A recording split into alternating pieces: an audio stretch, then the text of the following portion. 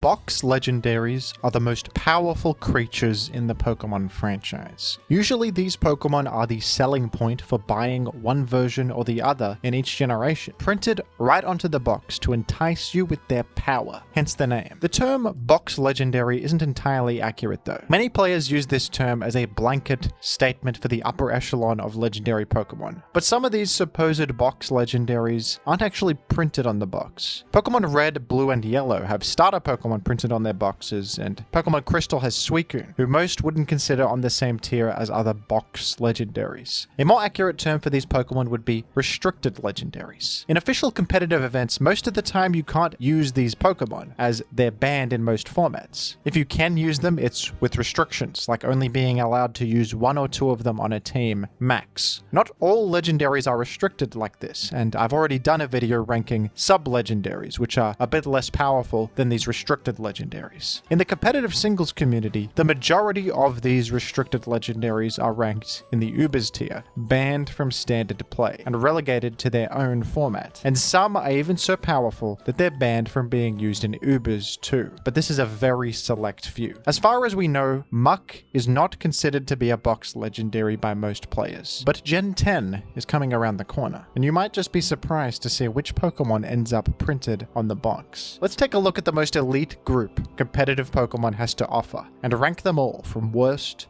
to best. I'll be going off the list of Pokemon that are classified as restricted in VGC events. But first, an emergency update. The popular restricted legendary and famous high-ranking elite within the Horse Council, Calyrex Ice Rider, is currently facing some challenges in his life. This unfortunate horse appears to have a body made purely out of ice. Because of this, he is often extremely cold, which is not only uncomfortable, but it has a serious negative impact on his speed stat, which is an unimpressive base 50. Calyrex Ice Rider is a laughingstock amongst other horses as a result. Luckily, the Horse Council themselves have stepped in to solve this problem. The all-new Horse Council hoodie not only provides warmth, it is appropriately horse-themed, which is very important in modern fashion. The Horse Council hoodie and t-shirt are now available on JimothyCool.com until the end of December. So stop horsing around and pick up your very own Horse Council-themed clothing today. Thank you. At the very bottom of the list, folks, we have Cosmog. This is a Pokemon that eventually evolves into either Solgaleo and Lunala, and for that reason, it is actually a restricted legendary. You can't bring this to many VGC formats, and if you do, it has to be the only guy on your team. It's just as restricted as Calyrex Shadow Rider, Zacian, the most powerful Pokemon in the game. Cosmog is apparently on their level, even though it has no stats whatsoever and the move Splash is its only option. Quite an interesting thing, isn't it? This is obviously because it's related to Solgaleo, so for flavor reasons it's considered a restricted legendary as well, to be consistent with lore or something, but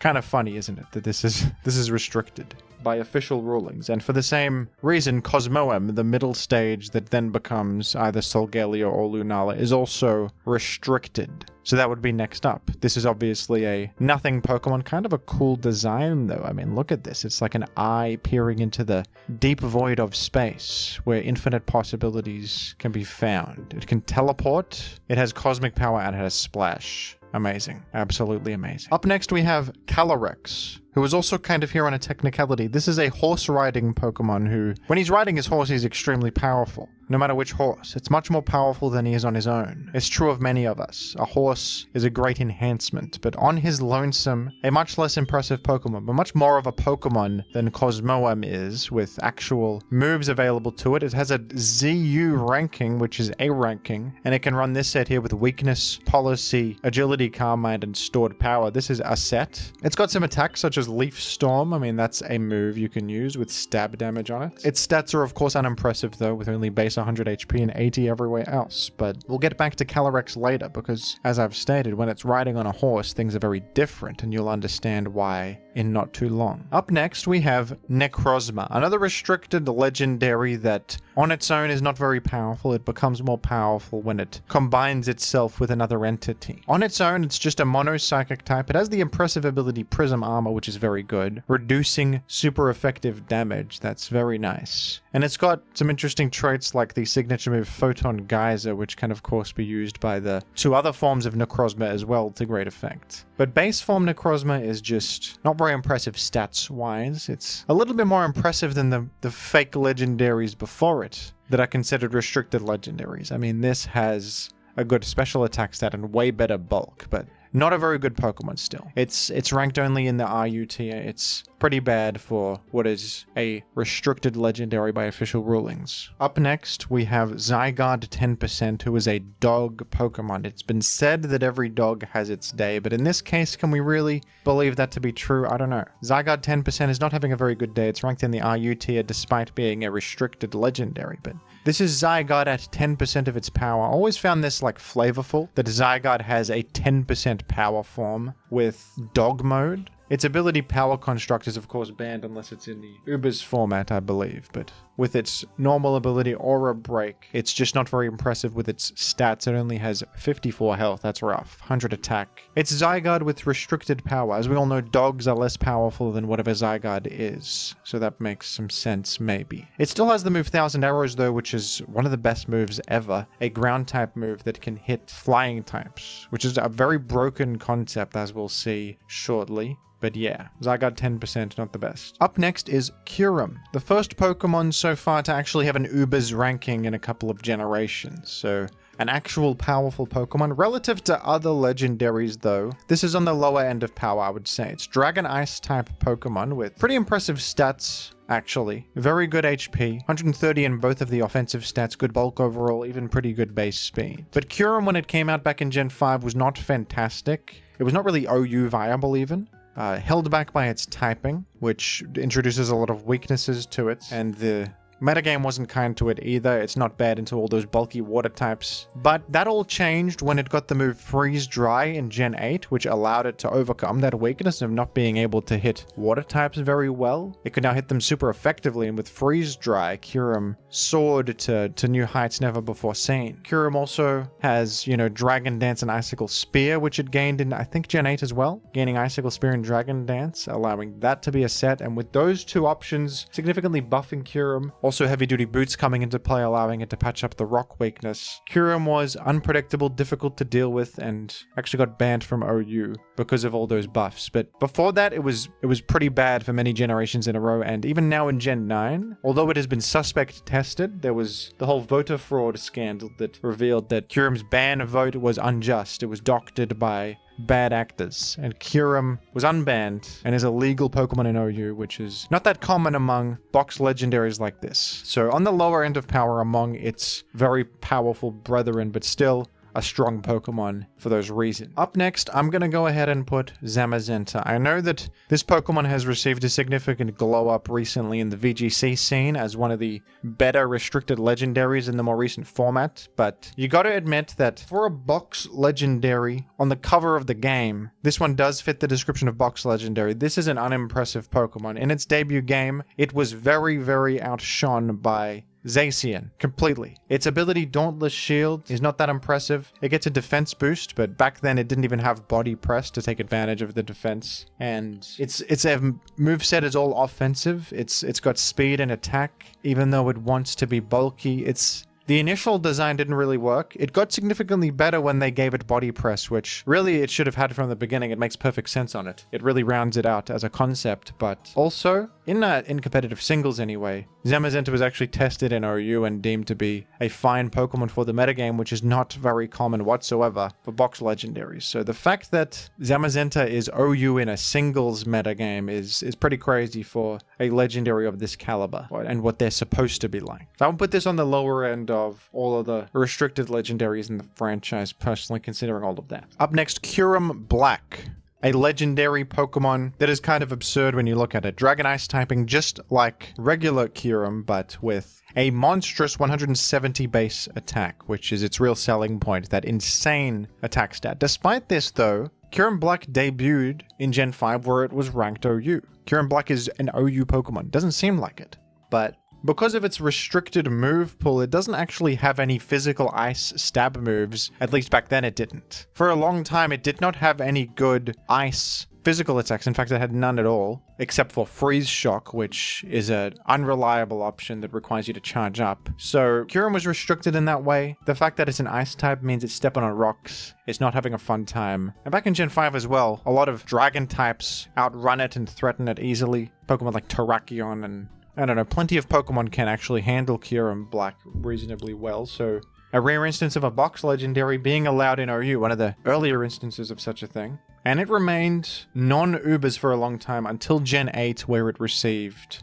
a couple of things that broke it. Dragon Dance, which is a fantastic boosting option, of course. Previously, Kyurem Black did not have a good boosting option. And it got Icicle Spear, finally achieving some sort of physical ice-type attack, allowing it to use perhaps the best offensive type in the game with this attack stat. And it has the ability Terra Volt, which ignores enemy abilities. And that is truly excellent because it just completely ignores unaware Pokemon who usually can ignore offensive boosts. This thing boosts up in their face and hits them with massive damage. And I believe in Gen 9 it even got Scale Shot, and it also got buffed further with Loaded Dice, which synergizes with these multi-hit attacks that it uses. So Kyurem Black was banned to Ubers as soon as it got these couple of game-breaking options, and for that reason I think it's a bit better than Zamazenta because it's more powerful than it, I would argue, in the generation where it became broken, if that makes sense. It did have a long stretch of not being Uber's viable pre-buff though, so for that reason it's still on the lower end of this ranking. Up next, Zamazenta Crowned. I'm gonna put good Pokemon in VGC ever since getting Body Press. But in Gen 8 it was unimpressive, and in singles it's always been unimpressive among fellow legendaries. It is Uber's in both generations where it exists, which is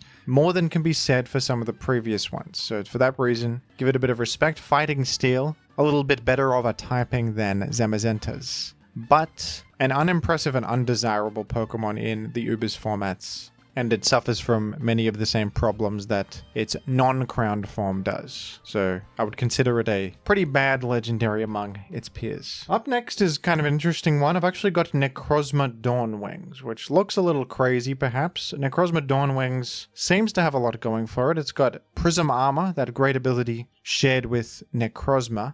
Fantastic stats, legendary level stats. This is what we're talking about with a restricted. Very good. Good move pool, Stealth Rock, Moongeist Beam borrowed from Lunala, Healing. It's got great special attack. It's got all the fantastic special attacking options you want. But Necrozma Dawnwings has a Psychic Ghost typing, which is absolutely dreadful. If you have this typing, you really have to make up for it in other areas. And guess what? There are two Pokemon that do so. Lunala is a very similar Pokemon, slightly worse stats, but the ability Shadow Shield is so much better. It gives you so much more breathing room, acting similarly to Multiscale. If you're at max health, you take half from an incoming hit. Super good ability that makes up for all the weaknesses of the typing Psychic Ghost. I mean, Lunala is weak to ×4 weak to enemy ghost and dark type attacks. That is so damning. So you desperately need a safety net to enable Lunala to function. Another Pokemon that can overcome the Psychic Ghost typing is Calyrex Shadow Rider, who is just overwhelmingly fast and threatening to bypass the drawbacks. Necrozma Dawnwings, on the other hand, is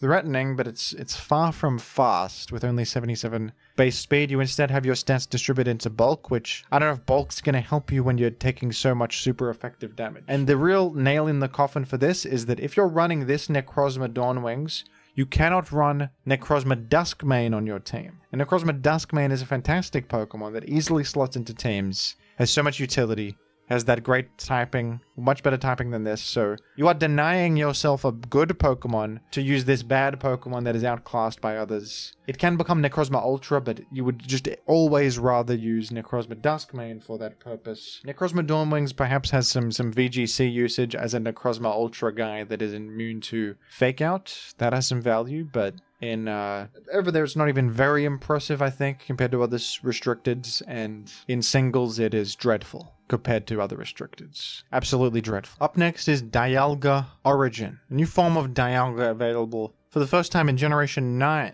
and it's one of the most unimpressive new forms of a Pokemon we've ever seen. It has to hold the Adamant Crystal to be able to transform, which simply grants it 1.2x damage to steel and dragon type attacks, so it needs this item. It has no item flexibility. And it has the ability Pressure just like regular Dialga, which isn't very useful on a variant of Dialga that's forced into a more offensive direction because of the forced item slot here. But then it's got even weirder identity, because the main difference between this and regular Dialga is they took some points from attack and put it into special defense, and folks, that's literally it. So it's got a forced offensive item, it's got more bulk, but it can't use any bulky items, and it's got Dialga's move pool, which is all about versatile options. So it's got like nothing really going for it.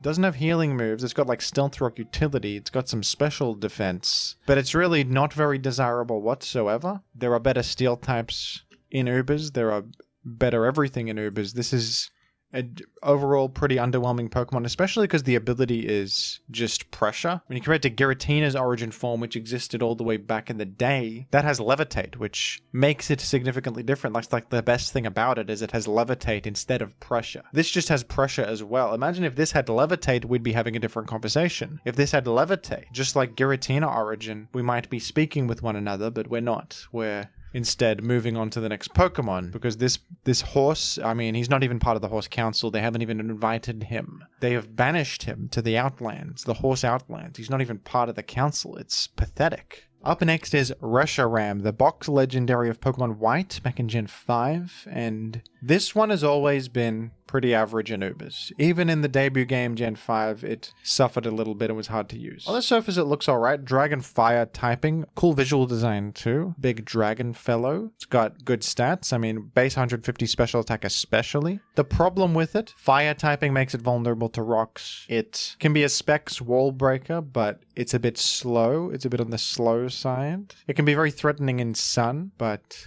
some would say it's even over-reliant on Sun to achieve much. In Ubers, it's very common to run hard special walls to play around enemies like Kyogre and, other extremely powerful legendary special attackers. So you commonly see Blissey. So Reshiram will completely blank into Blissey, and unlike, more reliable special attackers like Kyogre, Reshiram is suffering significantly from its Stealth Rock weakness and not even providing any other utility to the team like Kyogre does with its Rain. So Reshiram, it's a harder sell to fit it on a team. It's not absolutely horrible. You could probably use it in some contexts, but for a box legendary, it's pretty rarely seen among the Ubers legendaries. And in Gen 9, there is the Ubers UU format where I believe it's pretty good.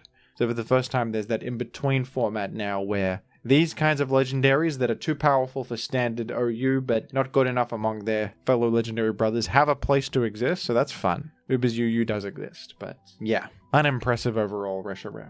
Up next is Kyurem White, who is a very similar Pokemon to Reshiram. In fact, it's a fusion between Kyurem and Reshiram, but it's a little bit better. It has the same rock weakness, but it has a much higher special attack set of 170. Ice is arguably a better type offensively. It's a bit more threatening, and it's a bit more effective of a wall breaker, and was especially buffed when it received Freeze Dry, which allowed it to more widely threaten things. It could hit water types very significant to be able to do so. Still suffers in a similar way to Reshiram though, with that rock weakness, and actually a worse defensive typing overall than Reshiram, but it's a bit better. It sees more play. Not very common, but sees more play than Reshiram does in Ubers over the years. Up next is Solgaleo, the box legendary of Pokemon Sun. And this is an unfortunate legendary. I think it's quite a cool Pokemon, but regrettably, this guy is completely outclassed by Necrozma Duskmane. It's fusion with Necrozma, who has the ability Prism Armor, has better stats overall, and is generally way easier to fit on teams, way better, way more effective. Has the same exact typing, all the same tools, but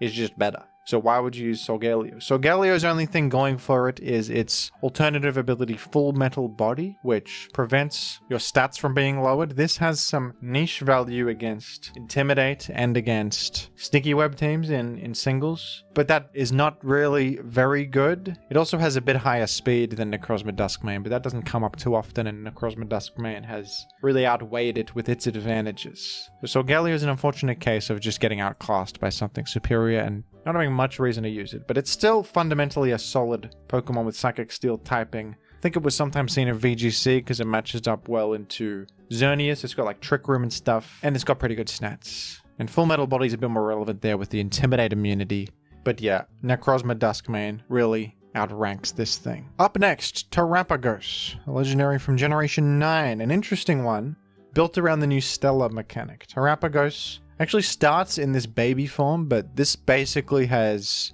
no competitive impact because as soon as it hits the field, it transforms into the Terastal form, and this is effectively its base form. It's got pretty decent stats across the board, and the ability Terra Shell, which is an excellent ability. If you're at full, enemy attacks are always not very effective against you. So basically you're taking half from everything. It's even better than multi-scale because you don't even take super effective damage from like a fighting type attack, for example. Close combat hits you, it will be not very effective. That's just excellent, and that allows it turns to set up its agility and stuff and calm mind. Terapagos also has the Stellar form. When it terastalizes into the Stellar type, it will have the ability to terraform 0, which removes weather and terrain from the field. It's almost like a foil to Groudon and Miraidon, who both said weather and terrain respectively.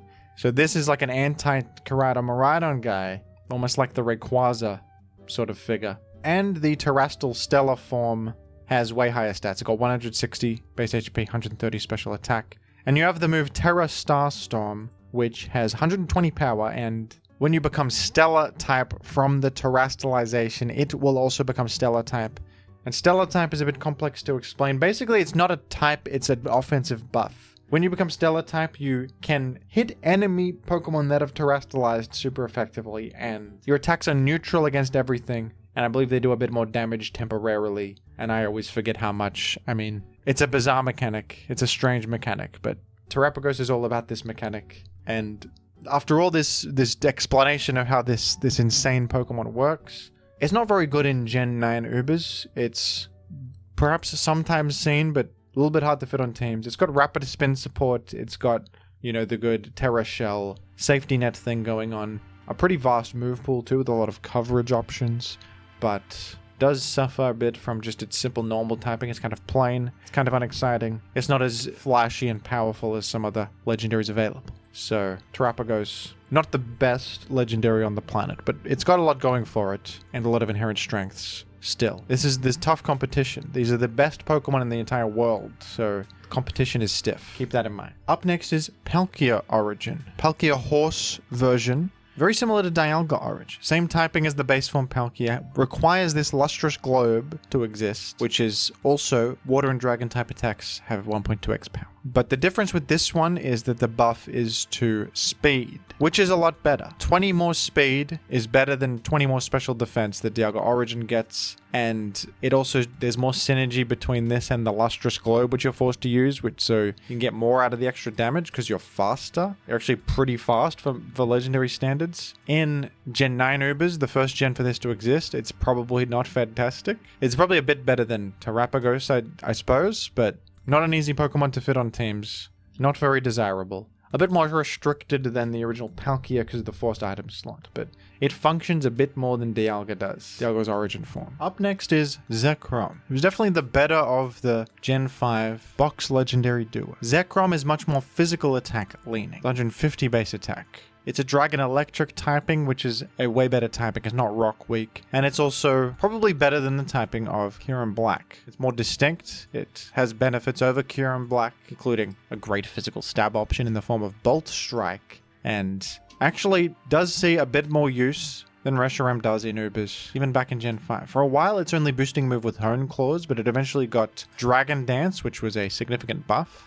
So far in Gen 9 Ubers, it hasn't seen much use, but Miraidon was recently banned from Gen 9 Ubers, so maybe there's a new gap to fill for a Dragon Electric type in the metagame now, and Zekrom could be a bit better with that new shift. We'll have to see. Actually a pretty good Pokemon. Not that commonly seen though, not a staple by any means, but a reasonably solid legendary. Zekrom. Up next we've got Giratina. Many of these box legendaries are all-out offensive Pokemon, but Giratina is an example of a defensive box legendary. It's got the Ghost Dragon typing, which has some real defensive benefits. The ability Pressure, shared by its fellow Gen 4 box legendaries Dialga and Palkia, which causes enemies to spend double the amount of PP on their moves. And it's actually more relevant on Giratina than any of the other ones because of its great defensive value. And in terms of its bulk, it's excellent. Massive base HP of 150, 120 in the defenses. even serviceable attacking stats if it wants to run coverage. And what's nice about Giratina in Gen 5 Ubers and Gen 4 Ubers is that it can block Rapid Spin. Defog didn't exist back then, so blocking Rapid Spin was significant. That's the only way to remove hazards, and you can block it. That's still useful later, but with Defog coming into the mix in Gen 6, it was less imperative to have a ghost type on your team, but Giratina itself got Defog, enhancing its utility, so it did benefit from that. It's not the most commonly seen legendary, but on stalled teams, in most generations it'll have some sort of place and have a viable slot to fill, and in the early gens it was quite a good Pokemon. So I would give Giratina a bit of respect, but not very commonly seen in Ubers, we must remember. Up next we've got Lugia, an iconic Pokemon, the Generation 2 box legendary for Pokemon Silver, and an early example of a defensively oriented legendary. In the early games, this was one of the kings of bulk in general. Even before it got the ability multi-scale, this was a pretty good choice for a defensive Pokemon. In Gen 2 Ubers, it's good. In Gen 3 Ubers, it's actually great in my opinion. Very, very effective on stalled teams. It can even be a choice band user, be offensive. That's not that commonly seen. Beyond that, it's decent in Gen 4 too, suffers a bit from the rock weakness though. It can still be used. Gen 4 Ubers is a versatile metagame where a lot can be used. And Lugia really got significantly buffed in Gen 5 when it received multi-scale, which absolutely enhanced its bulk. I mean, these stats are already incredible, especially the massive special defense, but really fast for such a defensive Pokemon, and just such good defensive stats across the board with multi-scale and your ability to recover back to full very reliably because you're fast like that, and just take advantage of multi-scale to a great extent. Sometimes Lugia is almost unkillable thanks to multi-scale. Halving damage from incoming hits when at full is so powerful. I've seen Dragonite use that to great effect, and Lugia can do much the same. It also benefited greatly from the addition of boots in Gen 8. Lugia does suffer though from its typing. It requires the boots, which is, a forced item slot, and in the generations where there are no boots, it's always suffering a little bit from that rock weakness. Psychic flying, ghost and dark weakness are pretty undesirable, not great, especially with the addition of new threats to Ubers like Yveltal and Marsh Shadow when they were used, and even like Lunala. Lugia was not having a fun time in those generations, especially without boots, but actually probably benefits a lot from the Miraidon ban. Lugia hates Miraidon. In fact, running Lugia as a special defensive wall in a world where Miraidon exists was kind of just not possible, but now that may change. Lugia may be okay in Gen 9 perhaps, the Miraidon ban. Yeah, a reasonably respectable Pokemon, very defensively leaning, and it has reliable recovery unlike Giratina. I think it's a bit more effective as a stall Pokemon, and I would put it about here on the ranking. Up next, we've got Rayquaza, and from this point on, all these Pokemon are just straight up great. Like, these are the best of the best Pokemon in the entire franchise, of course, the restricted legendaries, but like Rayquaza is just overall solid since the beginning. In Gen 3, Rayquaza burst onto the scene with its dragon flying typing, Airlock, which cancels out weather effects. It exists as a foil to Kyogre and Groudon, who it debuted with, and it has such versatile attacking options, such fantastic offensive stats, and the ability is so useful in Ubers, which often centers around weather strategies. You can cancel out Swift Swim Pokemon, Chlorophyll Pokemon, even just the weather in front of you from whatever you're facing. It's so useful. It even reduces thunder accuracy and just has so many advantages. And Rayquaza has extreme speed, which is really powerful. Not many attackers of this caliber get extreme speed, one of the main selling points of using it. And yeah, love using this in Gen 3 Ubers. One of my favorite Pokemon there. It's such a blast to use anywhere, really. Got significantly buffed when it got Dragon Ascent, a massive flying type stab move. Just one of the scariest offensive threats you can face, not only because of its sheer power and that stab option, but its versatility is excellent. The main thing holding Rayquaza back is its base speed of only 95. It's not great. It's also not the bulkiest thing in the world. It suffers from rock weakness, ice weakness. I think that makes it feel balanced in Ubers. Like, it can do a lot. It can really tear you apart, but it also has clear exploitable flaws. So I like a Pokemon that feels really strong in some instances, but can get destroyed in others. I think that's what many Pokemon should strive to find, that balance. A lot of newer legendaries are just power crept. They just have everything. Rayquaza does not have everything. It has drawbacks. It has flaws. I appreciate that. I think I really enjoy Rayquaza, and yeah, some may think it's even a bit low on the list. but it does suffer from those flaws. It's not an auto-include by any means. It's never like the top offensive threat in the metagame, but it's always there. You always got to respect it, and whenever you see it, you're always a little bit scared that it could tear you apart in the hands of a skilled gamer, perhaps even with some sort of creative set or niche option on it that catches you off guard because of its versatility. So there you go. Up next, I've gone ahead and put base form Palkia.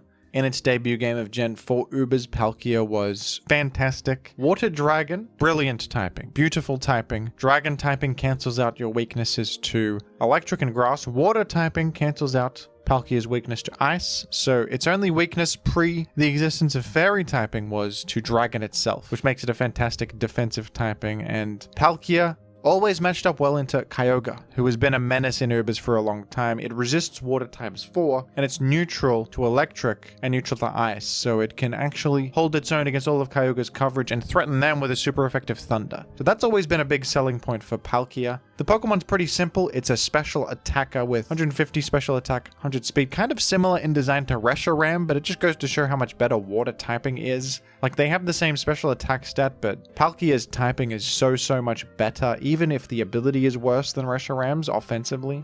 Imagine Palkia with Turbo Blaze, that would be something. Palkia has so many good offensive options. Often it uses Scarf in many generations, but can get great use out of Thunder because it often wants to come in on Kyogre and then it can directly use Thunder from there. It's got Spatial Rend, which is a great Dragon type special attack. Earth Power is good coverage, Fire Blast even if you want to hit the steals. And its attack stat is also serviceable, 120. So you can sometimes even run mixed options on Palkia, which I think is pretty fun. I like the Pokemon. Pressure is kind of a boring ability on it, to be honest. It doesn't really come up much on Palkia. It doesn't really matter that you can stall a PP. Sometimes it comes up, but not really an ability that serves the Pokemon much.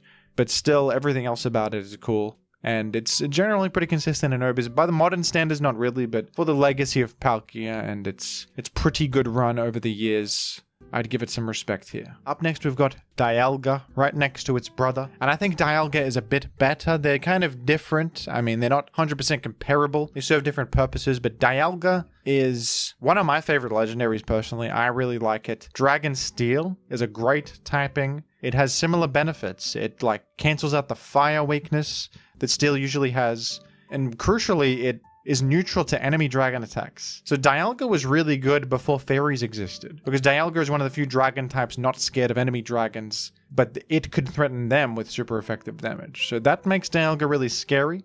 Dialga has Stealth Rock, it's a common rock setter. It has good special and physical attacking options, meaning it's a good mixed attacker.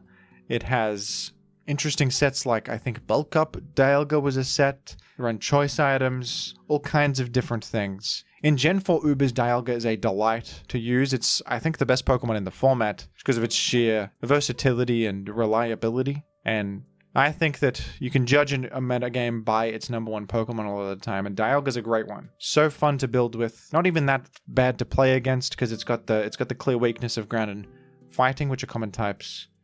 And it's also a little bit on the slow side for a legendary with base 90 speed. It hasn't had the greatest track record in modern generations, but it had a long stretch of being very solid. And I think it's a bit better than Palkia is, at least in current day, having some merit with its typing still. Post the existence of fairies, it appreciates the fact that it's neutral to fairy, which is pretty significant for a dragon type. In today's day and age, most dragon types are hating the fact that fairies exist, but Dialga can hold its own a little bit there. Still pretty nice as a Stealth Rock setter. It's threatening to a lot of the Stealth Rock movers like Giratina Origin, so that's good. And it can withstand incoming hits from them very well, so Dialga is a great Pokemon. Up next, Lunala. I actually think Lunala is very good. It does have the horrendous Psychic Ghost typing, which has a lot of issues. ×4 weakness to Dark and Ghost is very bad, but as I said before, the ability Shadow Shield does make up for this pretty significantly. Has the same effect as Multiscale, halving incoming damage from moves if you're at full HP. And Lunala, I mean, compared to some other legendaries, these stats may not look that outstanding. It has 137 special attack, very good, but, you know, Palkia has 150. Some even have 170. Many Pokemon have higher special attack than this, but I think the real selling point of Lunala is the move Moongeist Beam, which is just a truly excellent move. It has 100 power, 100 accuracy, it's Ghost type. That alone is amazing. It's a big deal that Shadow Ball is only 80 power. This is a really strong move for a really strong type that is spammable. You know, in Gen 6, Steel types were nerfed to no longer resist Ghost. And that made Ghost really spammable and powerful as an offense type. So Lunala can really take advantage of its Stab Moongeist Beam. It also ignores abilities. Moongeist Beam ignores abilities. So you can, Calm Mind with Lunala, ignore Unaware. You can ignore enemy Shadow Shield if they have a Shadow Shield, or multi-scale from like Lugia. So you could just destroy Lugia with Lunala. You could, there's many applications of that I'm probably not thinking of right now, but it's a really great effect that enhances the flexibility of this attack. Everything in the world uses it in hack mons. When you can hack Pokemon, everyone wants Moongeist Beam. It's such an outstanding move. And Lunala, I think, is a very effective wall breaker because of it. It's got the complementary Focus Blast. You hate to rely on Focus Blast, but it does hit those Dark types and Steel types for super effective damage. This set is quite cool with the Meteor Beam Power Herb. I mean, not only is rock coverage kind of nice, but you can boost your special attack in the process. Quite a cool set with the agility. And you get the safety net of Shadow Shield to set up agility. But some Lunala can even just go straight offensive with like Choice Scarf Lunala, Choice Specs Lunala even, and just click the button. Just click it. You got a safety net of the turn. You get 97 speed. You're faster than most walls, at least. It's a great wall breaker. Good Pokemon. Up next is Calyrex Ice Rider. Remember Calyrex? Unimpressive guy ranked in ZU with no stats. What if he was riding a horse? Then what would happen? A lot would happen. Calyrex Ice is a Pokemon that, to be honest, at a glance I thought would suck. I mean, Ice type, Ice Psychic type. I just assumed who would ever use this fella. But, much to my surprise, this is a pretty excellent Pokemon, actually. I mean, when you look at its stats, maybe that's not so surprising. I think that this more than makes up for the typing when you have stats like this. Speed is not very good, but incredible bulk, massive attack, great HP, and you can use Trick Room. It's a rare instance of Trick Room being good in singles, because this is the whole Trick Room package right here. When you can use Trick Room and then immediately take advantage of it. The problem with Trick Room in singles is often that you got to set Trick Room, go to the slow Pokemon that you want to use, and then it's already too late. There's only 5 turns and you've already wasted some of them. But if the Pokemon that uses Trick Room is the threat, that saves a lot of time.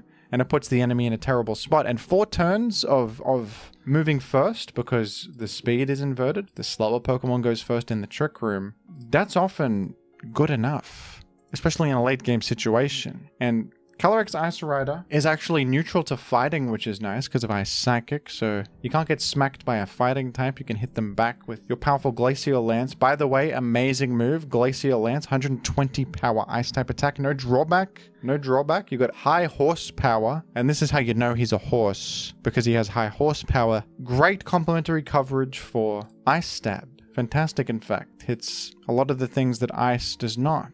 In both Gen 8 and 9, this Pokemon has been a solid and potent offensive threat. In Gen 9 especially because of terastallization. Also, it really helps that boots exist in both of these gens, as that patches up the rock weakness. So yeah, impressive Pokemon, Calyrex Ice Rider, and a firm member of the Horse Council. Since the beginning of time, some people say that the history stretches back very far, and a lot of people, they haven't even recorded some of those things. But I can tell you for a fact, based on first-hand accounts, that Calyrex Ice Rider has been one of the earliest known members of the High Horse Council. Up next is Zygarde, an interesting case, because Zygarde can kind of be judged by 2 different standards, with and without its powerful ability. The power construct ability is really fantastic. It transforms Zygarde when it hits half of its health into the Zygarde complete form, which has a way higher HP and actually heals you up when you transform into it. Way better stats overall, so that form is quite good in Uber's formats, but for a while Zygarde was OU legal as long as it wasn't using this ability, which turned it into the complete form. If you're just using the Aura Break ability, you could use Zygarde. Back in Gen 6, Zygarde did not even get this move right here, 1000 Arrows, which is the whole selling point of using it. But back in Gen 6, it was actually worse than the Dragon Ground type Garchomp, who outclassed it in every way. But in Gen 7, that all changed when it did get this move 1000 Arrows, which, as I said before with Dog Mode, Zygarde is one of the best attacks in the entire series. It's a ground type attack that can hit flying types, which is an inherently broken concept. It kind of breaks the game almost, because ground type is balanced around that common immunity to it. Besides that immunity, Ground is a fantastic offensive type with few resistances and a lot of super effective things it can hit. So if you can just spam Ground type attacks ad infinitum with little counterplay, it's pretty broken, it turns out. So even Zygarde with the Aura Break ability was banned, and with the Power Construct ability, it's of course quite excellent actually. Up next is Giratina Origin, and this is one of the most interesting cases, I think, of a box legendary, because it sort of defies its own purpose. Giratina Origin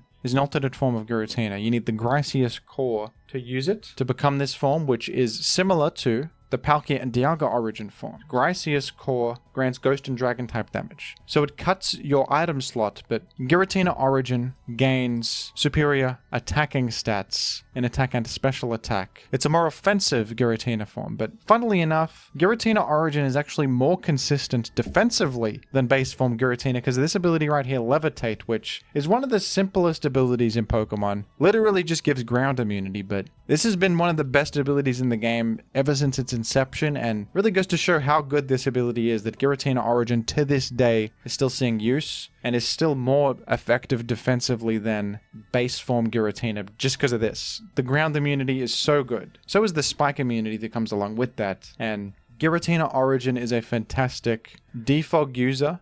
In fact, in Gen 9, it's one of the only good defog users in the format. It's got Will-O-Wisp, which is always great, and even though it's doing a defensive utility thing, the good offensive stats are appreciated because you've got great options like Poltergeist, Draco Meteor, Shadow Sneak is a popular one. In earlier generations, Defog was not a move, but this was still a good Pokemon because it was threatening to a lot of good enemy Pokemon like Deoxys Attack, hit him with the Shadow Sneak. Draco Meteor is just widely threatening against a lot of things, and you got the spin blocking, which always comes in handy. And Levitate makes this more consistent and versatile and easy to fit on teams than base form Giratina, just because good entry points makes them wary to click ground moves. Spike immunity comes up all the time. So a good ability can make up for this forced item slot thing, truly, because this is such a problem on the other origin forms. But Giratina Origin somehow feels more versatile than the form that can use any item at once. And it's a really impressive Pokemon in terms of consistency. Still seeing use to this day. Viable in pretty much every gen of Ubers, I think. Just a really good concept that maybe is used in a different way than intended, but sometimes that can be cool if a Pokemon evolves in a different direction than what they might have intended. I think that's interesting. Up next, Eternatus. Another excellent legendary. This one from Gen 8. I think is the final boss of the game. Eternatus, Gigantamax, Dawnwings, Unbroken, Unbent, Giant Eternatus. Normal Eternatus, though, is a lot more reasonable. It's got the pressure ability, which is just, they couldn't think of an ability, so they gave it pressure. That's, that's fine. All good, I forgive them. Poison Dragon typing, that's the interesting part of Eternatus. Very good in a world where fairies exist, because you're neutral to fairy, and poison typing offers Toxic Spikes insurance. You remove Toxic Spikes, you got Hazard control a little bit there, and you got poison immunity, which comes in handy. A lot of good resistances. Beyond that, Eternatus very bulky, 140 base HP. I mean, these stats are just truly excellent. 145 special attack is fantastic. 130 speed is kind of crazy for a Pokemon with such bulk and such offensive power. And you can be in both kinds of things. You can be recover Eternatus with bulk, special defense investment, taking advantage of that massive base HP. Or you can go all out offensive Eternatus, and you've got the move pull to back it off, both stab options here. Dynamax Cannon, the signature move. Sludge Bomb for stab, Flamethrower for coverage, which is perfect coverage to complement these two stab types. The guy gets Toxic Spikes too, that's always nice. Like I said, hazards on switch-ins that might wall you. You can just make permanent progress instead. Still do stuff. Eternatus is a pretty cool Pokemon in my opinion, and just very fundamentally good. One of the best in Gen 8 Ubers, and quite good in Gen 9 Ubers too. Up next we have Mewtwo, the most iconic legendary in the whole series. An absolute mascot of the franchise, and probably the legendary you think of when the word is uttered. Known for its sheer dominance and godlike status in Gen 1, of course, where it is the best Pokemon in the game by far. It is just absurdly broken back then, where Psychic is such a strong type. Amnesia buffs 2 stats. Its stats are just through the roof. It has so many more options than everything else. It was designed to be broken, and it certainly is. And Mewtwo, for, an original Gen 1 OP legendary, has stood the test of time reasonably well. And I'm actually going to lump Mewtwo in with its 2 Mega forms for the purposes of this, because I think that they play off each other. I mean, Mewtwo from Gens 1 to 5 is just generally a very good and consistent legendary Pokemon, viable in all those formats. Wonderful to use, a blast to use because of its just incredibly vast move pool. All the coverage you could ever want. Options like Taunt. In Gen 6, we got the Mega Mewtwo X and Y. And what's great about Mewtwo in those gens of Ubers is that you don't know what it's going to be. It could be either of its 2 Mega forms, or it could just be base form Mewtwo with maybe a stall set. You can run like Roost Taunt, Pressure Stall Mewtwo, or you can run an item on Mewtwo. So that was what made Mewtwo strong in Gen 6 and 7, was that it could be either of the 2 Mega forms, which introduces a lot of mind games, and it could even be the base form. So that's fun. I like that. And in Gen 8 and 9, it's sort of fallen off a bit. It's actually illegal in Uber's UU, which is kind of crazy in Gen 9. Not popular enough in Uber's proper to actually be above Uber's UU. So that's quite a thing, isn't it? To see Mewtwo actually fall down a tier is something we never thought we'd see. But Psychic type is not what it once was, with Dark type kind of rising to defeat it. Is it getting buffed over the years and stuff? Dark and Ghost weakness being bad these days, and Bug weakness always being bad since Gen 4, with U-turn existing. And Mewtwo is actually not the fastest guy in the world anymore. A lot of people are at the... I say people, I'm talking about Pokemon though. A lot of Pokemon are matching this base 130 speed tier. I do think it's a pretty interesting Pokemon in Gen 9 Ubers. It might not be common. It might not be seen all the time, but Mewtwo's fantastic move pool does give it some real merit, and it can be widely threatening to a lot of Pokemon. The ability Pressure is not doing it any favors. I did mention it has a stall set that you can use. So I experimented with this back in Gen 7 Ubers. You can Roost Will-O-Wisp Taunt on Mewtwo. It also gets Stealth Rock. Actually an interesting set because you could Pressure Stall the enemy, but not a very common way to run Mewtwo. That was a niche thing that I tried as an experiment. It was pretty good. Most of the time Mewtwo's all-out offensive, so Pressure is not really helping you much. And yeah, Megas aren't a thing anymore, so you don't have the Mega Mewtwo forms to rely on. But you got to give Mewtwo a decent amount of respect for its dominance early on, and its relative consistency compared to many other legendaries, and its icon status as well.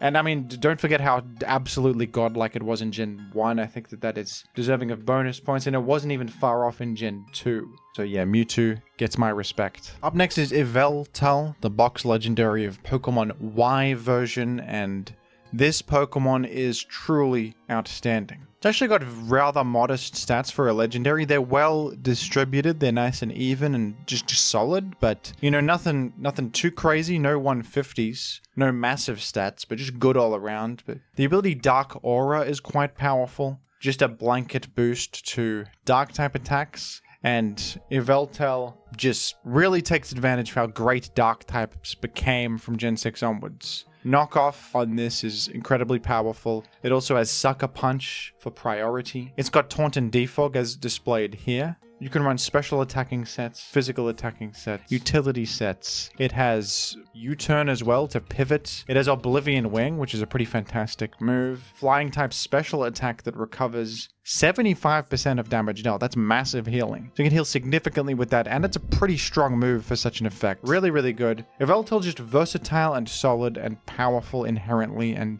Yveltal exists for 3 generations, Gen 6, 7, and 8. In Gen 8 it got even better because Boots patching up the rock weakness. Even with rocks existing, this was just such a good and solid and fundamentally powerful Pokemon. And I think that if it did return to Gen 9, it would be right up there again. It would be everywhere. It would be fantastic. Incredibly strong Pokemon. Very powerful. Up next, we got to give it to Ho-Oh, in my opinion. Ho-Oh is significantly higher here than its counterpart Lugia. I think it is the better of that duo. When it debuted in Gen 2, it was great. Fire Flying was a fantastic typing before rocks existed. It's got Sacred Fire, an excellent signature move, which has a massive 100 power and a 50% chance to burn. 50% chance to burn is so big. Ho-Oh just coasted by mostly on its fantastic signature move typing, and good stats and move pool in the early generations. Fantastic special defense too.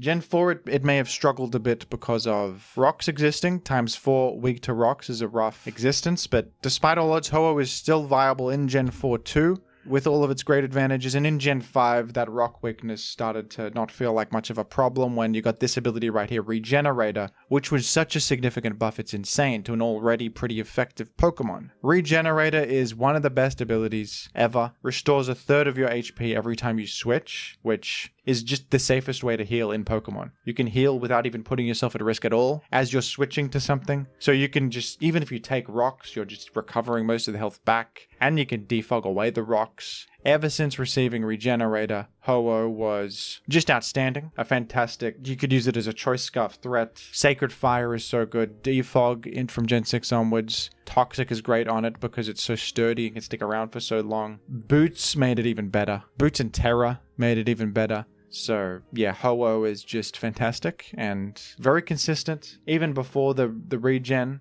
existed, it was great. One of the best signature moves. It was originally a signature move, then other stuff got it. I think Entei gets it. But you know what I mean. Very good Pokemon.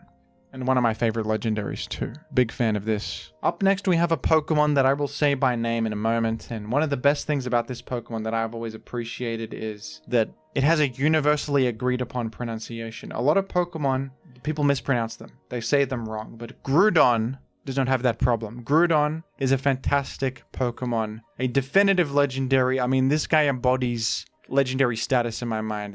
The sheer weight, the consistency, the presence of this Pokemon is felt throughout the ages. Groudon in Gen 3, it has the ability Drought, which was once a permanent ability, setting Sun on the field. From generations 3 to 5, it permanently sets Sun on the field, absolutely metagame defining. On top of that, the amount of stuff this enables, this enables Chlorophyll synergy, Sun synergy, Anti-Rain, cancelling out their weather, boosting all your fire types, assisting your water-weak Pokemon. It just has such benefits. But beyond that, the Pokemon is so fundamentally powerful on its own. Mono Ground, that's just solid. That's just a good typing. It's got truly excellent stats with great defense and monstrous attack. So not only is this creating the synergy that is the rock that you build your team around, it is also just good on its own merits. It's got rock polish, it can be a sweeper, it can be a utility defensive wall, not necessarily a wall, it's not really healing, but it's a defensive check to many things. It's got stealth rock,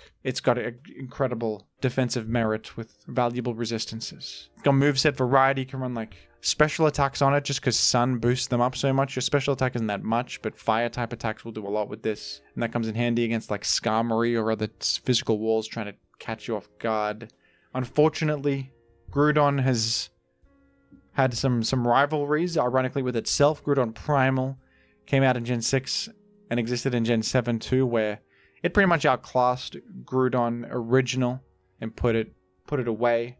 But in Gen 8, Groudon returned to form. In Gen 9, I think it's a pretty good Pokemon too, although it's got some new competition from Koraidon, the new Sun Setter, who is really taking its spotlight a bit. But Groudon still has merit, but its typing is different. It's got more defensive value than Koraidon does, and different options. Access to Stealth Rock. Access to Will-O-Wisp now too. I think it has Spikes too in Gen 9, so I think it's got a lot going for it still.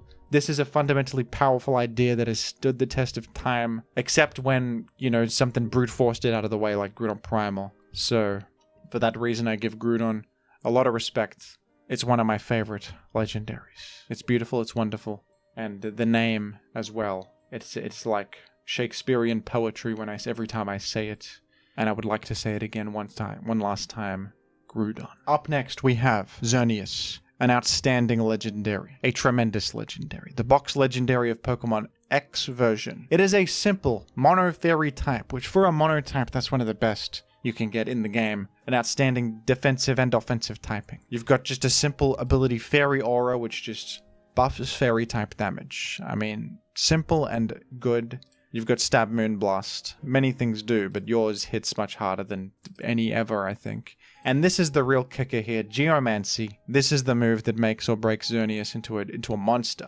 Geomancy is a charge move. It takes a turn to charge, but once it does take effect, after a turn of charging, it raises special attack, special defense, and speed by 2. That is a ridiculous boost. That is an incredibly game-ending boost. In a single turn, you get all the stats in the world, and very little can deal with you. In fact, any metagame where Xerneas is present, you absolutely need an answer to it, or you will just die instantly to Geomancy. This is a Pokemon that tears you apart if you don't have a response to it. A Pokemon like this that forces an answer to it is just, that's evidence of something overwhelmingly powerful. The thing about Geomancy, I forgot to even mention, is that you use it with the Power Herb so that it procs in a single turn. You just consume the Power Herb, you Geomancy up, and a lot of boost sweepers like this struggle to find the setup turn, but Xerneas with its fantastic, simple, and effective Mono Fairy typing, and its great stats, I mean, it's a legendary. It doesn't have much trouble at all finding such a boost opportunity and just going in. You don't even have to run Geomancy on this. There's other sets like Choice Scarf, Xerneas. It randomly has Aromatherapy. That's actually really useful utility that I liked to use on a Xerneas in Gen 7. Ubers with Choice Scarf and Aromatherapy as like a random backup option that can really save your life sometimes. It's kind of a one-note Pokemon. It mostly does this one thing. It's got some set variety. It's just Mono Fairy and it clicks Fairy moves. Pretty simple, pretty straightforward, but metagame defining nonetheless, and outstanding nonetheless. If this returned to Gen 9, it would certainly dominate, as it always does, within an instant. And that's no doubt in my mind. No doubt in my mind whatsoever. Up next, I've put Kyogre. This is where the list becomes a bit difficult, because you could argue Xerneas is better than Kyogre, maybe.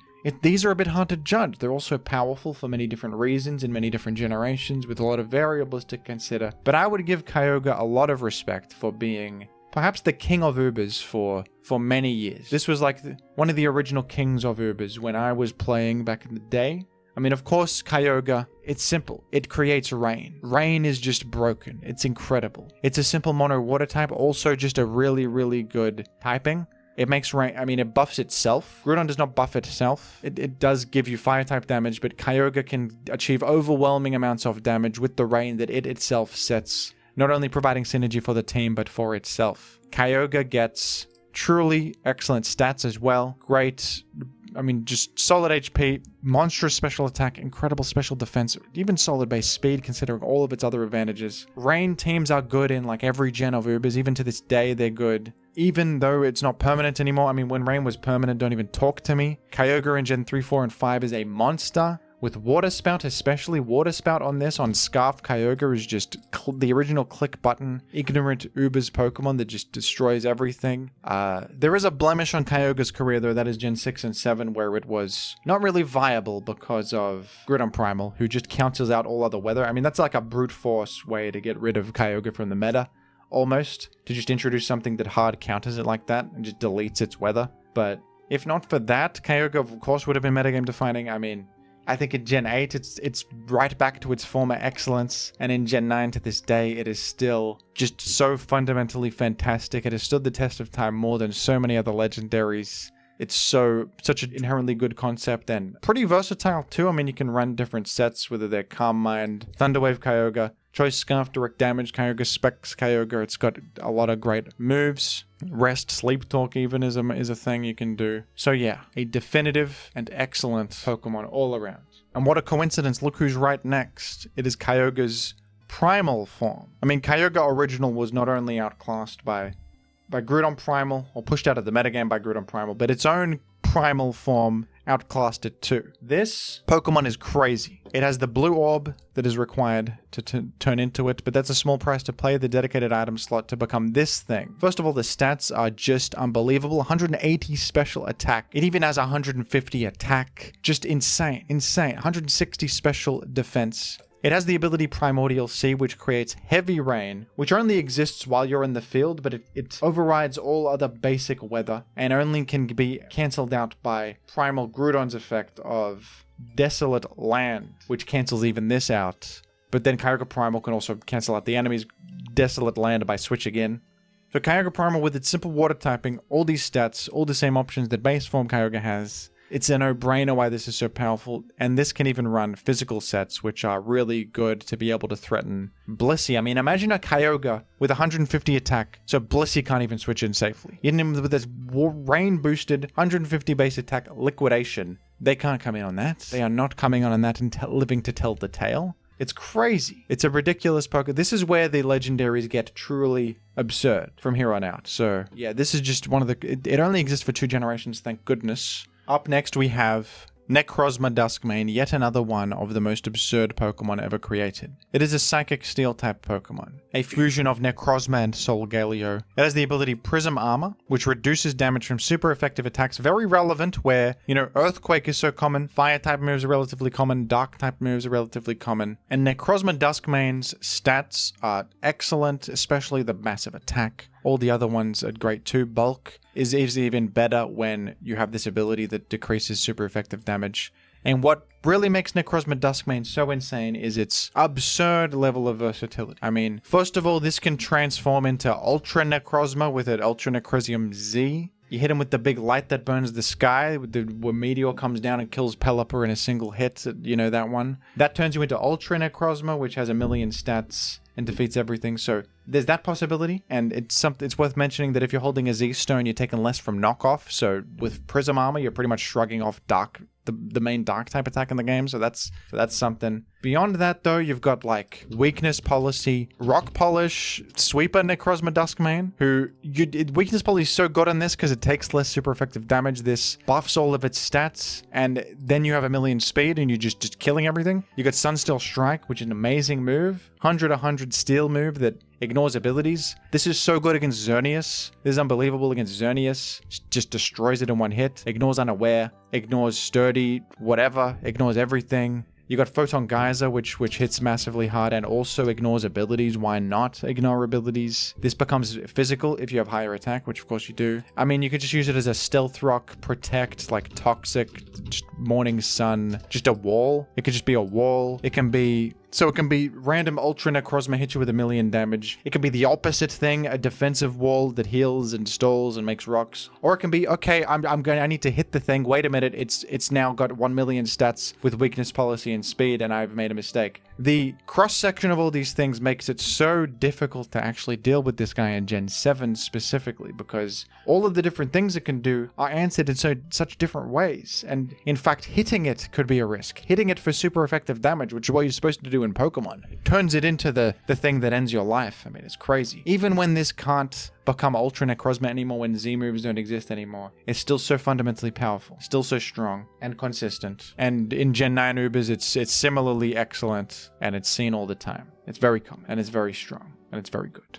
Up next, we have Zacian. It's a little bit of a difficult one to evaluate and place because, well, I'll get into it, I suppose. Zacian is a simple mono fairy type Pokemon, and it has this ability right here, Intrepid Sword, and this ability is unbelievable. In Generation 8, this ability just grants a permanent attack boost. It doesn't go away when you switch out, you just always have one attack stage raised. That's unbelievable. That's like a free choice ban. And it's not as if your attack is low to compensate. You have massive attack, massive speed, 138 base speed. Remember Mewtwo? Remember that when that was fast? What if you were way faster? What if you also had a good defensive typing? You also had pretty good defenses of 115 each. I mean, this is a Pokemon that is incredibly overtuned and like just...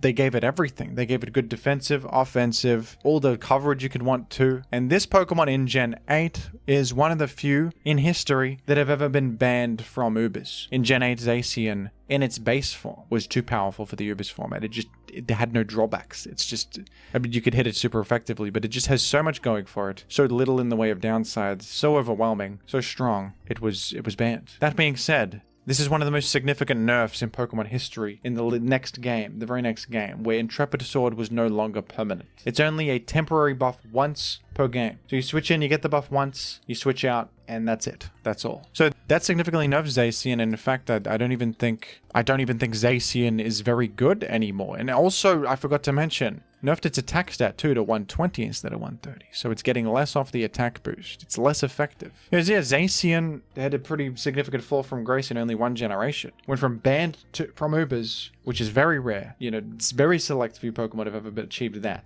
to not even good in Ubers in the next generation. That's why it's hard to evaluate. I mean, Zacian is still fundamentally pretty strong in Ubers. It's just that it's outclassed by its own crowned form. So it's not very worth using over the crowned form. It's not that horrendous. It's actually, fundamentally, it's pretty powerful. But yeah, I think I'd put it here. Because it was been an AG, which I think is a significant deal. You compare it to like Kyogre, you could argue Kyogre is better in a way of speaking because Kyogre has more metagame impact over time, but at the same time it's not really fair because Kyogre's existed for longer, so should we really... I don't know. It's a bit subjective, this list, I think, and I think Zacian here is appropriate. Up next we have Koraidon, and if you're going by like tier rankings, Koraidon has never been banned to anything goes, so maybe in that sense Zacian has that over it, but I think that Koraidon is one of the most broken Pokemon we've ever seen still. Koraidon is a fighting dragon type. Good type combo. Strong offensively. Very good stats. Base 135 speed. Even faster than Mewtwo. Outranking the base 130 benchmark. Great attack. Pretty good defenses and HP too for something so offensively powerful. And if that wasn't enough, the ability Orichalcum Pulse. On switch and summon Sunny Day. We know how powerful weather is. We know how powerful weather is from Groudon. Sunny Day is even more pronounced in Gen 9 because of all the photosynthesis Pokemon that get significantly buffed in the sun. So Setting Sun is way better in Gen 9, even though it's been great since the beginning. In Gen 9 it's better than ever. And also you get an attack boost in the sun, which you set yourself. You get 1.33, repeating of course, X damage. So if your attack wasn't high enough, you just multiply it by 1 billion. And on top of that, the guy's move pool is outstanding. In particular, U-turn, I think, is what makes this so crazy, is all of these advantages, and then you can pivot on your switch-ins. The few switch-ins you have, you can just pivot out. That enhances a Pokemon's consistency so much, and to give it to a Pokemon that already has so much is a lot. But then, of course, you got stab options, Outrage, Low Kick, Scale Shot, which is a great set. You go like Swords Dance, Dragon Dance are both options, but Swords Dance Scale Shot is really powerful with loaded dice. Flare Blitz to hit in the sun for massive damage. You go Choice Band, Choice Scarf. Low Kick is really good in Ubers because everything's heavy and it hits based on weight, but Collision Course is also a move that's really good. 100 fighting type, no drawback, and it even has a benefit of dealing even more damage on super effective hits. So they really just stacked Koraidon to the brim. It's an overloaded Pokemon. It's got so much. It's kind of insane. Some even think it's too powerful. Maybe eventually this will get banned too, I don't even know. But it has an incredibly central impact on Ubers in Gen 9. It is imperative to have a response to it. And now that Miraidon has been banned, and Koraidon's stock just rose even higher than it already was, and many even thought that Koraidon was a better Pokemon than Miraidon. They're very close, but... And up next, of course, we have Miraidon, the most recent Pokemon banned from Ubers in Gen 9. Miraidon is the other box legendary of Generation 9, and I think it is a little bit better than Koraidon. I think it is. They're like mirrors of each other. Miraidon is the special attacker. It's Dragon Electric type. It has similar stats, but the special attack is high instead of the attack. The speed is, of course, excellent. And the ability Hadron Engine is one of the strongest abilities I have ever seen. On switching, it summons electric terrain. So they're not even really foils to each other. They exist on different spectrums because terrain does not cancel out weather. They're different. They can stack on top of each other. So it's not as if like Kyogre and Groudon are cancelling each other out as they come in, setting their weather, trying to one-up each other. Miraidon's electric terrain can exist in spite of weather. And electric terrain also buffs Miraidon's electric type damage. It has the Electro Drift move, which has 100 power, 100 accuracy, an amazing move. So hard hitting. It has the same effect as Collision Course, dealing more on super effective hits.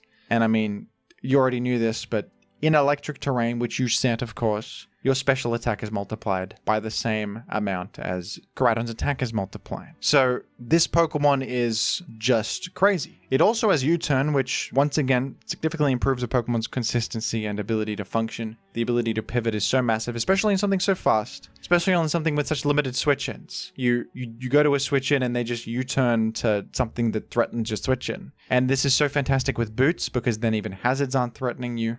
And Miraidon is damn versatile. You could just go Specs, Draco Meteor, just click the button and destroy everything. Electro Drift also hits absurdly hard. You even have Overheat, which is crazy. A perfect thing to hit steel types, especially like Iron Treads, who was running around the Ubers to handle Miraidon. You just one-hit that, so good luck. You got Carmine Miraidon. It's got Terra to enhance it even further. So does Koraidon, by the way.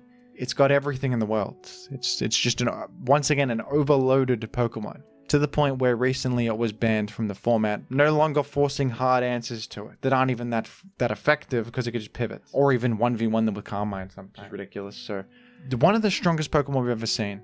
Check out my video about the ban if you're curious how that happened and the history behind that, because it's a unique case where Miraidon was suspected early on, not banned, and then like a long time later it was retested and banned. That's never happened before actually. But, you know, there's a first time for everything. I'm comfortable putting Miraidon about here. Up next is an interesting one.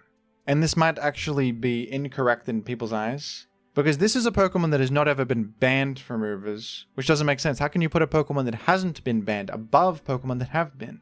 But I would say that Groudon Primal is among the most powerful Pokemon in history.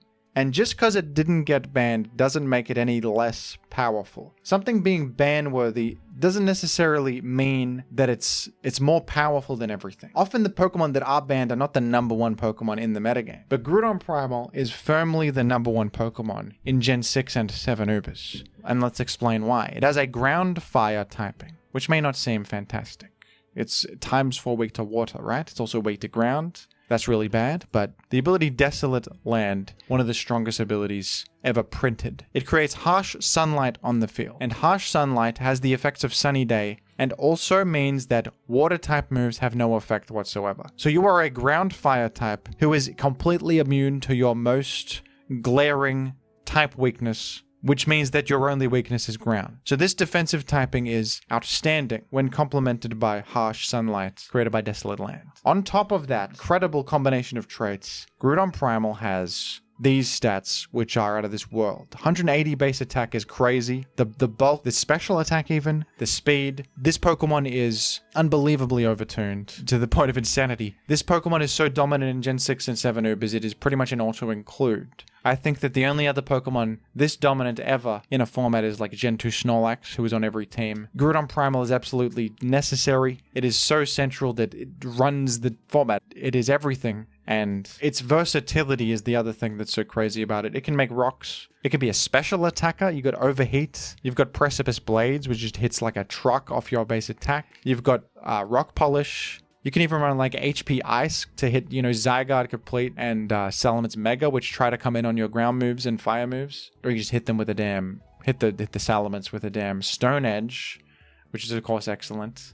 There's no one thing that handles every Groudon Primal, I think. Except maybe like Arceus Water is common because it is pretty good against all, but even that can get toxic and get worn down with just massive Precipice Blades damage. And, you know, the sweeper sets can overwhelm it. This Pokemon is fundamentally just one of the most powerful things ever created. I think even if it was in Gen 9, if this could Terra, maybe that would push it over the edge to AG as well. Might get banned in Gen 9 if it still existed. And yeah, this is contained in only 2 generations of 6 and 7, but yeah, I think that I feel okay ranking this here despite it not actually being banned. I mean, the reason it's not banned is because it is not as immediately game-ending as something like Miraidon that can just be fast and just hit you with a big Draco Meteor or something. But this is at least slow by Uber standards, and there are things that can defensively check it pretty well, but it is such a powerful Pokemon that I think it's worthy of such a position here, and I hope that you agree. Up next, we have a Pokemon with not only significant in-game power, but significant political power, as it is one of the most long-standing and respected members of the Horse Council. But beyond that, in-game, this is yet another one of the Pokemon banned from Ubers, a select few, and this Pokemon is truly on another level of power. Calyrex Shadow Rider is a Psychic Ghost type. That typing is not fantastic, but everything else about this Pokemon makes up for that and even complements it. The ability as one combines the effects of Unnerve and Grim Neigh. I mean, Unnerve is not really the big one here. Unnerve prevents the enemy from using berries. That's just Calyrex's ability because he's riding on top of the guy, so they're existing as one. But Grim Neigh is the ability of Spectria, which has the effect raising your special attack by 1 stage if you KO a Pokemon. It's like a special attack version of Moxie. And that is the real thing that's crazy, is that this ramps up on KOs. And does it have any trouble getting KOs? No, not really. 150 base speed, even outrunning Miraidon, Koraidon, Zacian Crowned, everything you can ever imagine. Base 150 is nuts. 165 special attack is also better than Kyogre. It's better than Mewtwo. It's close to the Primals. They have 180, but they have a dedicated item slot. This can use items. You can use items on this thing. You got the ability, you got the move Astral Barrage, which we talked about how good Moongeist Beam was with 100 power. This is 120 power Ghost type attack. And we know how good Ghost is as an offensive type. It's so spammable. You also have fantastic coverage options that you got Grass Knot, Psychic, Trick. Spectria's real downside is that it is too one note with its move pool, but you've got a little bit more in the way of moveset options on Calyrex Shadow Rider, and it's easy to see why this is so powerful. Click button, ramp up, go to the moon, destroy everything. So in Gen 8, this is actually a legal Pokemon, but in Gen 9, this Pokemon is pushed over the edge by Terra, of course, but at the same time, it's also just fundamentally an unbelievable Pokemon with a level of power we can scarcely imagine. And of course in VGC as well. This is everywhere. It's fantastic. It's one of the best restricted legendaries you can use, because Astral Barrage hits both foes actually, which is crazy. Now the top 2 is actually tough, and I deliberated on this one. But the number 2 legendary of all time, I have gone with Zacian Crown. And you can make an argument for this being number 1, because it's an absurd Pokemon. And let's explain why.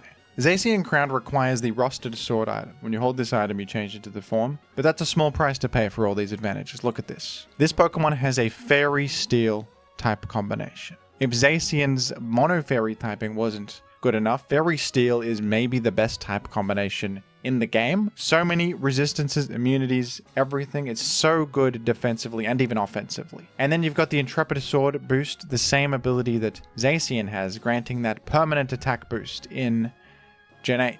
And in Gen 8, Zacian Crown has these stats. 148 speed, 170 attack. It's unreal. It's crazy. And your defenses aren't even bad. Your typing is amazing. So they truly gave this Pokemon no flaws. I think that Gen 8 Zacian Crown is the strongest Pokemon of all time in this specific gen. But Zacian Crown, of course, got significantly nerfed in Generation 9. It is still one of the best Pokemon in the entire game. It only has 150 attack. I mean, I say only. That's a massive attack stat. And the Intrepid Sword boost is no longer permanent. It is temporary. And there's more in the metagame that can handle Zacian Crown, like Skeledirge and other such walls that now exist, like Dondozo. So it's not necessarily an insta-win Pokemon. It's got counterplay now, but still metagame defining, still central, still excellent. And yeah, I have no doubt about this being top 2. But I think that there's one Pokemon that is a little bit more insane, and it's kind of the poster child for brokenness, power creep, and I think it was a massive deal when this Pokemon came onto the scene and just destroyed our very notion of what power could be. And that is, of course, a Mega Rayquaza.